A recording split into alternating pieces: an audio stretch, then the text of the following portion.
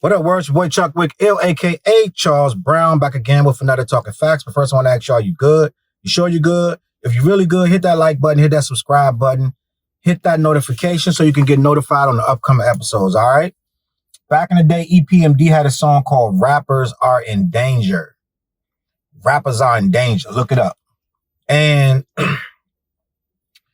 rappers are still in danger. That rappers are in more danger now than they ever were in the history of this hip hop situation of ours. I think even in the 90s, right? When we had the late 80s, early 90s, the crack epidemic, you still didn't have this many rappers dying and getting arrested. Because for one, rappers rapped and drug dealers dealt drugs. It wasn't like it is now where the drug dealers are rapping and still trying to deal with drugs and still trying to rob and still trying to gangbang. Back in the day, when you were like talking gangster stuff, you were already out of it. Like you may have gotten tested or people may have tried to pull your card or what have you as a rapper. But for the most part, you wasn't day to day banging and slanging. You know what I'm saying? Once you started to get your money together and to get your name in the game right, you left that to the curb. You had little people here and there, but it wasn't to the level it is right now. Right now, we got rappers like Pooh Shiesty just got arrested. Turned himself in, I believe, for a shooting. Now, I don't know who did any of this situation. All I know is he was named as a suspect in a shooting and he turned himself in. And in this particular event, I believe somebody shot and someone was hit by a bullet, right? So it looks like whoever was involved with this, if they're convicted, is facing 20 years in jail for whatever happened. And you just had King Von die. You got NBA Youngboy in jail. You got, I believe Quando just got shot at 50 bullets or something, just to try to hit him. So it's like you have nonstop, constant danger for these artists, these rappers. They got people from every level. Like Mo3 just got killed. Your boy, what's his name? I can't remember his name right now, but they flipped his car in Atlanta, chased him down the highway, right? Sci-Hi the Prince is who I believe I'm talking about. Triple X, XXXTentacion dead, and Nipsey's dead. I can go on and on and on. Every other day, they just, Lil Durk's little brother, not his little brother, but he just got, I don't know if he's his little brother or older brother. He just got murdered over Lil Durk making songs and putting the guys that have been murdered, his ops, putting their names in new songs. Why you would do that if you're on a record with Drake and all these guys and Lil Baby? Why would you still be antagonizing people? And this is what I want to talk about. Rappers are in danger, right? I will go on a limb and say in the last 5 years, that would be, what's that, 2017, 2018, right?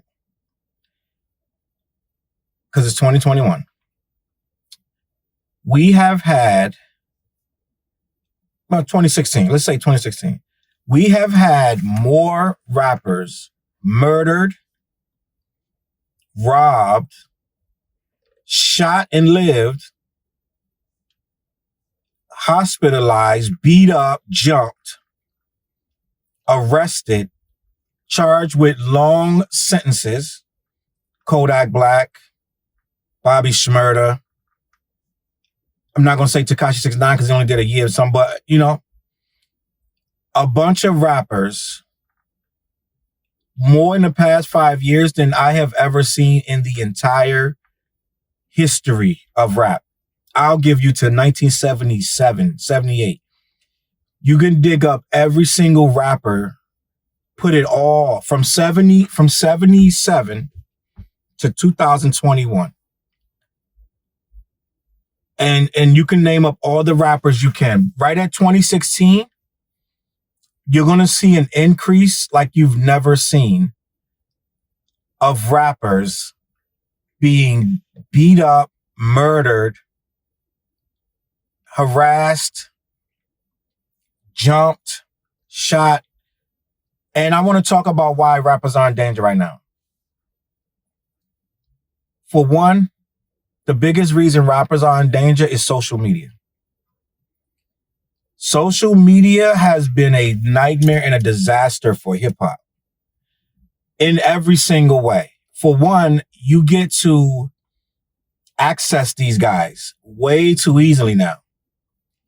And by you being able to access them, you're able to antagonize them, and you're able to make them feel emotionally one way or another. You're able to make them feel happy by praising them and praising how good their gear looks, their jewelry, their car, their song.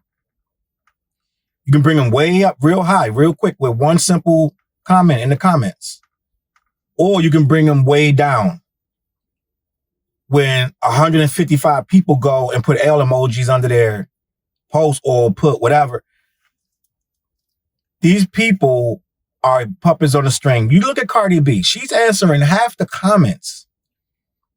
This chick is a multi-millionaire, and yet if you go on her post right now and say something, you can trigger her. You may be able to trigger her.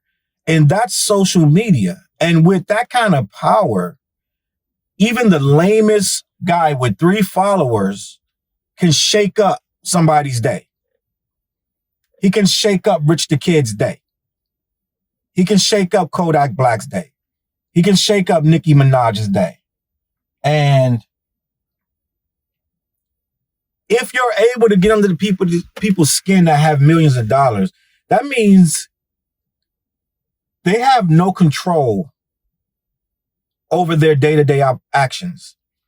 So you can go and say something about another artist and work that person up. You've seen it many times where someone will go and say, oh, yo, such and such just said XYZ. And the guy responds with something negative. And now these two are at it for 2 days over a random post from a random loser, right? And some of these posts are getting people killed, especially on the lower levels. The lower levels, when you're in the city, you're in the street, you got a low-level rapper that's just starting to pop, and he got his whole reputation on the line with these tweets. So now he got to defend himself. First thing he's going to do is go on there and say something reckless about the guy that he's mad at. Instead of one-on-one talking to the guy like a grown man, he's going to go on there and try to impress the people in Twitter world and Instagram world. Now he's in danger and he doesn't even know it. There was a kid, I believe in DC, went and made a video. I don't know if he peed on the grave of the ops, dead partners, or he went to the grave and shot a video. He did something at the grave. And I don't think that dude lasted 2 days. I don't think he lasted 2 days. He made a whole music video. I don't think he lasted 2 days. Because it's real out here. You wouldn't do that under any circumstance. But for some reason, the internet and the power of him being shown as this tough-ass guy who dissed his ops gravesite was more compelling to him than actually living to see another day, right? I'm not sure, but I believe FBG Duck, right? Actually, I am sure. I believe he made a video dissing the homies of some dudes that he was at odds with. And video and a promo run, everything. The song blew up. Everybody was like, yeah. I think, is it called Dead Homies, I think? I'm not sure what it's called. Don't quote me on the name of the song. But I saw the video, I saw the promo and all that. And then I saw that somebody saw him and they killed him, right? Now I get it. These guys' lives are like that anyway. That's what they beef and they at war. But I'm going to guarantee you some of these rappers that are murdered triggered the murder with something they said and did on social media, right? And make no mistake, when they do these music videos, they care more about the impact of it on social media than they do on YouTube. And YouTube is social media as well. So when these guys take these beefs to social media and they diss each other, and then a retaliation is warranted and someone dies, how much of that ripple effect? So like when Pac did it, right? When Tupac got killed, Pac was killed, I believe, at the MGM after he unadvisable, like it was an ill-advised decision to go and help Suge Knight and the other MOB dudes stomp out Orlando, right? They beat him up. Tupac is on video, shirt open, flailing arms, stomping Orlando. Why he would do such a thing as a millionaire rapper, who knows? But Pac was Pac. Now, guarantee you he didn't do that for social media, right? But now when they do it, they want it for social media. They want it to be recorded. They want it live. More of these guys are getting smoked on live than anything else. And these guys have no qualms about hitting you up with the cameras rolling, bro. That is one of the worst things that has happened to these rappers with social media. The second worst thing is the desire to floss and be seen with expensive jewelry, shoes, outfits, hats to a degree, rings, watches, cars. History fact. Anybody that knows history, rappers weren't dressing and acting like they're acting when they were rapping back in the day. Rappers were trying to be like Earth, Wind, and Fire and Sly and the Family Stone. They were trying to dress in the craziest outfits they could because they wanted to be taken as rock stars and musicians. Run DMC was the first rappers to come out dressing like the D-Boys. Run DMC dressed like real street dudes. Sneakers, the jeans, the hats, sunglasses, leather jackets. They started dressing like the D-Boys on the block.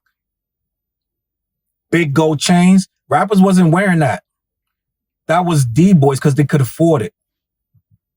Rappers wasn't making no money, bro. Rappers was rapping for the love. The dope boys was making all the money. So now it started to be, holy snap. You don't got a big gold chain. You don't got a iced out watch. You don't have a 4-finger ring. You don't have a diamond stud for your nose or whatever you into. Diamond earring in your ear. You don't have a big fur coat. You don't have a Gucci link. You don't have a Gucci belt. It turned into a fashion show, right? So now the streets are all about fashion and the rappers are all about fashion. So the rappers are controlling what the street think is cool. Rappers tell you get a Maybach, a Bugatti. You're trying to get a Maybach and a Bugatti, right? But the thing is, everybody can't afford it, so they're just going to take it. So now rappers are riding around in these things of envy. They're jealous. These people are envious that this rapper can have this and they can't. He live in the same neighborhood as you, but everybody's, Lil BUGZY told you, they hypnotized with hate. So now you're dying over an article or a bag or something with just because it's expensive. So now if you're not dying for social media, you're dying because someone want to take something from you that you may or may not have put on social media. Pop Smoke put the address on social media on accident, trying to show some stuff on some other stuff. right?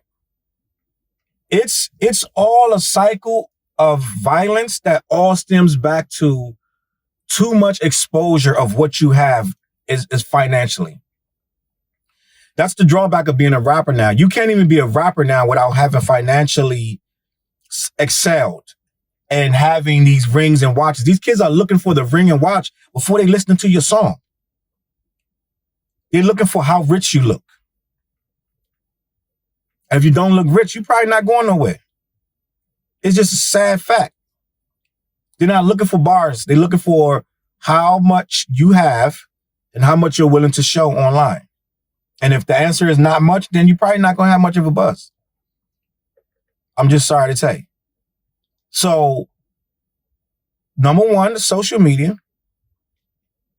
Number two are these material items that are getting these guys into all this trouble. Number three, and this is a serious problem that no one is going to really cop to, is the females. In every scenario, when these guys butt heads over these females, it usually doesn't turn out good. These guys are going after the same chicks, the same girl in this video or on that Instagram or on that Twitter. They're going after the same ones. And some of these beefs you're seeing are starting over someone's girl.